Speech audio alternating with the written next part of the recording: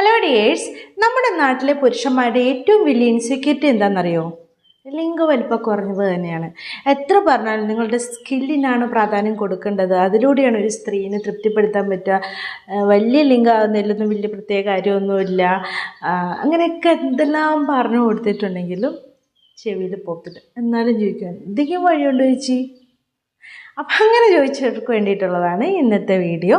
കാരണം നിങ്ങളുടെ ലിംഗവലിപ്പം കൂടുതലായിട്ട് കാണിക്കാൻ വേണ്ടിയിട്ട്, കാണുന്നവർക്ക് കുറച്ച് വലുതാണെന്ന് തോന്നാൻ വേണ്ടിയിട്ടുള്ള ടെക്നിക്സുകളാണ് ഇന്നത്തെ വീഡിയോയിലുള്ളത്. അപ്പോൾ ഉറപ്പായിട്ട് റിസൾട്ട് തരുന്ന കാര്യങ്ങളാണ് ഇത്. ഓക്കെ, ഒന്നാമതായിട്ട് ചെയ്യേണ്ടത് നിങ്ങളുടെ സ്വകാര്യ ഭാഗത്ത് രോമങ്ങൾ വളർന്ന് നിൽക്കുന്നുണ്ടെങ്കിൽ, ഇത് കുറേ രോമാന്ന് വെച്ചോ, അത് ഇങ്ങനെ ലിംഗം ഇങ്ങനെ നിൽക്കുമ്പോൾ ചെറുതായിട്ട് തോന്നത്തുള്ളൂ. പക്ഷേ ഈ രോമം പോയി കഴിയുമ്പോൾ കുറച്ചും കൂടി അത് എക്സ്പോസ് ചെയ്യും അല്ലേ?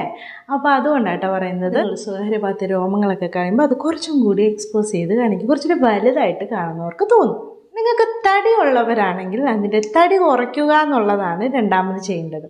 അതായത് നിങ്ങളുടെ സ്വകാര്യ ഭാഗത്ത് ഇപ്പം ലിംഗം ഇങ്ങനെയാണെങ്കിൽ അതിൻ്റെ ഈ മുകളിലത്തെ ഭാഗത്തൊക്കെ എന്താണ്, ഈ ഫാറ്റ് സെല്ലുകൾ ഇങ്ങനെ വളർന്ന് വരുമ്പോൾ തടി കൂടുമ്പോൾ എന്താവും, ഇങ്ങനെ മുമ്പിലോട്ട് ഇങ്ങനെ തള്ളി നിൽക്കും. അപ്പോൾ നിങ്ങളുടെ ലിംഗം ചെറുതായിട്ടേ തോന്നത്തുള്ളൂ. എന്നാൽ തടി കുറയ്ക്കുമ്പോൾ എന്താ സംഭവിക്കുന്നത്, അത് പോകുമ്പോൾ നിങ്ങളുടെ ലിംഗം കുറച്ചും കൂടി വലുതായിട്ട് തോന്നും. അപ്പോൾ വെയിറ്റ് ലോസ് ചെയ്യേണ്ടത് ഇമ്പോർട്ടൻ്റ് ആണ്. വെയിറ്റ് ലോസ് ചെയ്യുമ്പോൾ നിങ്ങളുടെ ലിംഗം വലിപ്പം കൂടുതലായിട്ട് കാണിക്കും. അടുത്തതാണ് മസാജ് ചെയ്യുക എന്നുള്ളത്. നമ്മളൊരു സ്ഥലത്ത് മസാജ് ചെയ്യുമ്പോൾ എന്താ സംഭവിക്കുന്നത്, അങ്ങോട്ടേക്ക് ബ്ലഡ് ഫ്ലോ കൂടും അല്ലേ? ബ്ലഡ് ഫ്ലോ കൂടുമ്പോൾ എന്താകും, എല്ലാ ഭാഗത്തേക്കും നന്നായിട്ട് ബ്ലഡ് ഫില്ലാകുമ്പോൾ അതിൻ്റെ യഥാർത്ഥ സൈസിലേക്ക് ഷേപ്പിലേക്കും അതങ്ങ് വരും, ലിംഗത്തിൻ്റെ കാര്യത്തിൽ കേട്ടോ. അപ്പം നിങ്ങൾക്ക് യഥാർത്ഥ ശരിക്കും ഒരു ബ്ലഡ് ഫ്ലോ ഒന്നും എത്തുന്നില്ലെങ്കിൽ പല കാരണങ്ങൾ കൊണ്ട്, നമ്മളുടെ ജീവിതത്തിലെ മോശം സ്വഭാവങ്ങൾ കൊണ്ട്, ഇതൊക്കെയാട്ടോ ഉദ്ദേശിച്ചത്. അപ്പോൾ സ്മോക്കിങ്ങും മദ്യപാനവും ഒക്കെ കൊണ്ട്, അല്ലെങ്കിൽ വേറെ എന്തെങ്കിലുമൊക്കെ റീസൺ കൊണ്ട്, നിങ്ങൾ എന്തെങ്കിലും അസുഖം കൊണ്ടാണെങ്കിലും ഒക്കെ ലിംഗം ഇങ്ങനെ ചുരുങ്ങി വന്നിട്ടുള്ളവരാണെങ്കിൽ മസാജ് ചെയ്തിട്ടുണ്ടെങ്കിൽ നിങ്ങൾക്ക് നിങ്ങളുടെ ലിംഗത്തിൻ്റെ യഥാർത്ഥ സൈസിലേക്ക് എത്തിക്കാൻ വേണ്ടി പറ്റും. അതിന് എന്തെങ്കിലും ലൂബോ അല്ലെങ്കിൽ മസാജ് ഓയിലൊക്കെ വയ്ക്കാം. മസാജ് ഓയിൽ ഒരു പ്രത്യേക തരത്തിലുള്ള ഓയിൽസൊക്കെ ഉണ്ടെങ്കിൽ വളരെ നന്നായിട്ട് ബ്ലഡ് ഫ്ലോ കൂട്ടാൻ വേണ്ടിയിട്ടും അത് ഫില്ലാവാനൊക്കെ സഹായിക്കുന്നുണ്ട്. എക്സാമ്പിളായിട്ട് പറഞ്ഞിട്ടുണ്ടെങ്കിൽ ഷിഗോബാൽ ഓയിൽ, clove oil, ginger oil, kesar, shilajit, അശ്വന്ത് ഇതൊക്കെ കൂടി ചേർന്നിട്ടുള്ള ഓയിലാണെങ്കിലോ സൂപ്പറായിരിക്കും അല്ലേ? അപ്പം അങ്ങനെ ഒരു ഓയിൽ നിങ്ങൾ കുറച്ച് വില കുറഞ്ഞ് കിട്ടുവാണെങ്കിലോ സൂപ്പറായിരിക്കും അല്ലേ? 100% ആയുർവേദിക് ഹെർബൽ അടങ്ങിയിട്ടുള്ള മാൻഷോറിൻ്റെ മസാജ് ഓയിൽ ഇതെല്ലാം അടങ്ങിയിട്ടുണ്ട്. ഇതാണ് കേട്ടോ, ഇതാണ് സംഭവം. ഇതിൽ 10 തുള്ളി എടുത്തിട്ട് നിങ്ങൾ, ഒരു കുഞ്ഞി ക്യാപ്പൊക്കെ ഉണ്ട്, ഇതിന് 10 തുള്ളി എടുത്തിട്ട് നിങ്ങൾ രാവിലെയും രാത്രിയും നിങ്ങൾ മസാജ് ചെയ്യുകയാണെങ്കിൽ നിങ്ങളുടെ ബ്ലഡ് ഫ്ലോ നല്ല രീതിയിൽ കൂട്ടാനും അതുപോലെ തന്നെ നിങ്ങളുടെ ലിംഗത്തിൻ്റെ യഥാർത്ഥ സൈസിലൊക്കെ എത്തിക്കാനും പറ്റും. മാത്രമല്ല, നിങ്ങൾക്ക് ഉദാഹരണം കുറവുള്ളവരാണെങ്കിൽ നല്ല ഉദാഹരണം മെയിൻറ്റെയിൻ ചെയ്യാനും കൂടുതൽ നേരം ലൈംഗികത്തിൽ ഏർപ്പെടാനും ഒക്കെ ഇത് സഹായിക്കുന്നുണ്ട്.